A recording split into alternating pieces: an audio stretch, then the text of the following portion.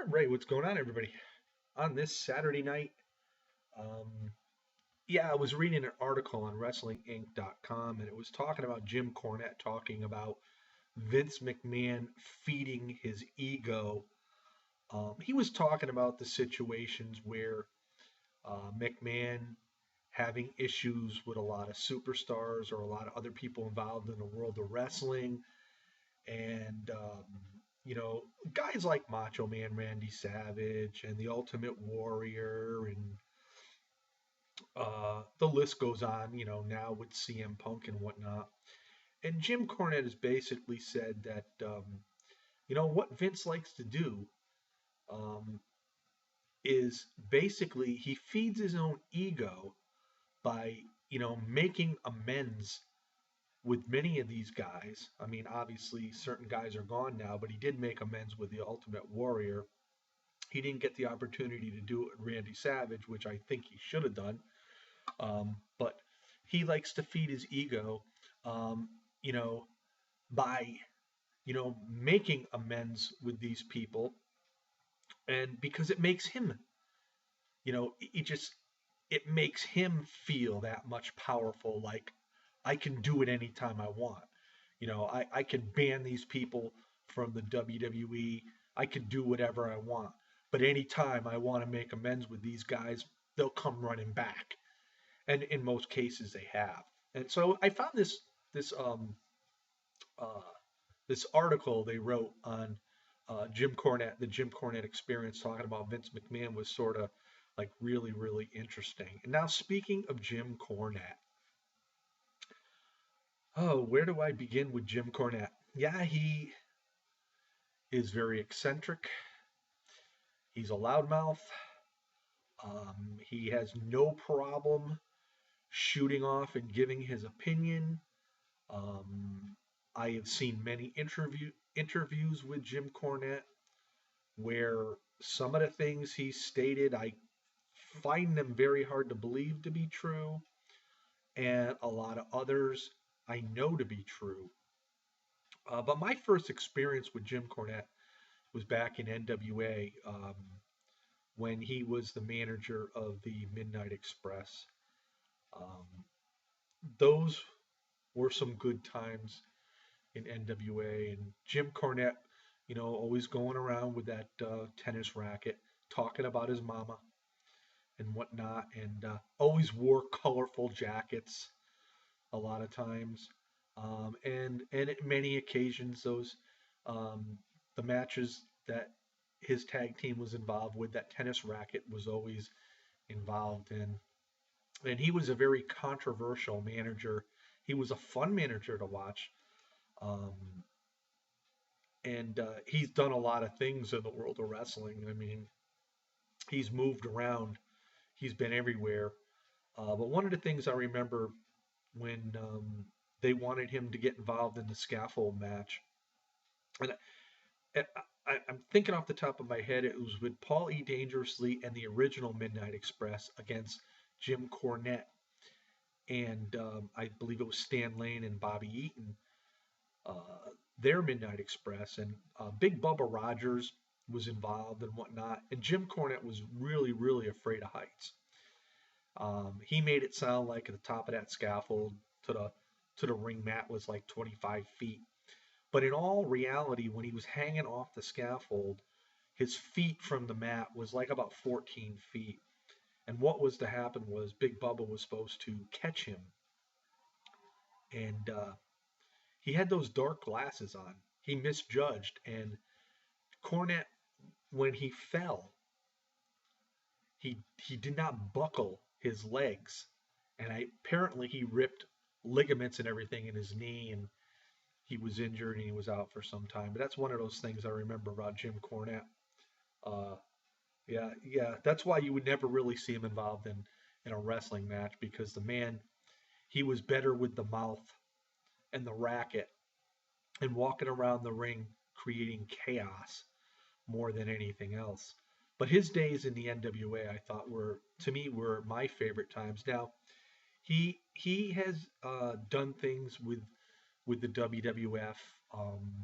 He has done things in TNA. He was involved in the Smoky Mountain Wrestling promotion, Ohio Valley Wrestling promotion. So he's done a lot of things throughout his career, and he's still doing stuff through independent circuits and whatnot. He's been involved in Ring of Honor. Uh, but my most memorable days really were NWA. I really didn't get to follow him too much after he left there. I, his time with the WWF wasn't all that great. Um, his time in TNA, he really didn't change much actually. Actually, as he got older, he got more mouthier. He was more of a loudmouth, and he was never afraid to give his opinion, his views, his viewpoint on anything. And to this day, he still is much like that, very much so. Um, but my opinion on Jim Cornette is he made the world of professional wrestling a lot better place wherever he was for the most part. Like I said, I know in the old days of NWA, I mean, I loved it when he was around. It was just fun stuff to watch, and I'm sure he was, you know, trying to do the same thing no matter where else he went. Um, he's just one of those guys that's always going to be remembered in the world of wrestling as one of those managers that sticks out. To me, he's on the same plan of what Bobby Heenan was when Bobby Heenan was a manager, and then eventually, he went into the announce booth um, on WWF with Gorilla Monsoon there for a while, and then he moved on to WCW with Tony Schiavone and Mike Tenay.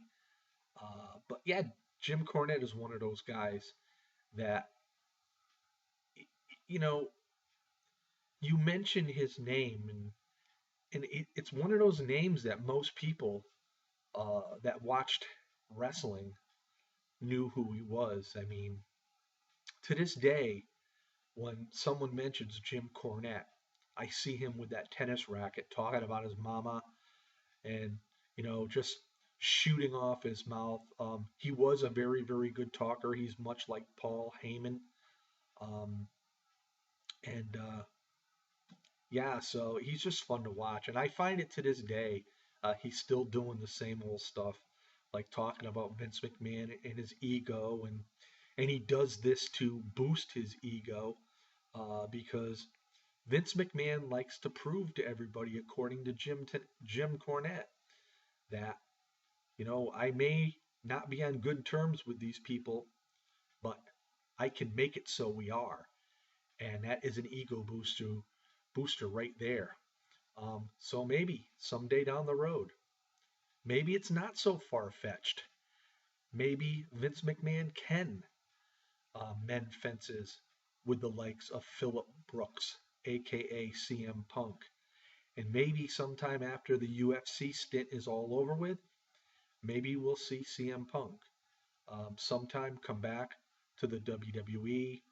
If not, come back on a regular basis, hopefully to see CM Punk enter into the WWE Hall of Fame, which I think he rightfully deserves just for his fact of his 430 some odd days being the WWE champion and with all his incredible matches that he's had throughout the years with Jeff Hardy, The Undertaker, Brock Lesnar, John Cena, Chris Jericho.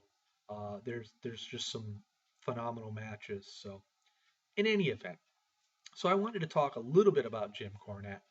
I wasn't going to elaborate a real lot because, like I said, I knew more about him back in the older days than when he left that promotion. I wasn't really following him back then, but it just seems like everywhere he turns up, his mouth is always like talking through a megaphone. It's like, if Jim Cornette is talking, everybody's going to hear it. So, There you got it on a Saturday night, guys. Peace out. Enjoy the rest of your weekend. And we got football tomorrow, and we got the baseball playoffs tonight and ongoing right now as we speak. So we'll see y'all next time.